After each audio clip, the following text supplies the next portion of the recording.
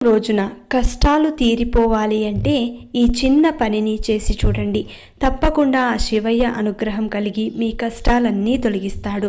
అది ఎలాగంటే ప్రతి సోమవారం రోజున తలంటు స్నానం ఆచరించి మీ ఇంట్లో దీపారాధన చేసి శివయ్యకు ఇష్టమైనది ఏదైతే ఉందో నైవేద్యం కానీ లేదంటే వస్తువులలో ఏదైనా ఇష్టమైనది ఉంటే గనక దానిని సమర్పించి ఆ తర్వాత మీకు ప్రత్యేకంగా చెప్పనక్కర్లేదు శివయ్యకు ఏది ఇష్టమో ఏది కాదు అనేది. మీరు మీ ఇష్టం కొద్దీ మీకు నచ్చినది మీకు అందుబాటులో ఉన్నది సమర్పించండి. తప్పకుండా ఆ భగవంతుడు స్వీకరిస్తారు.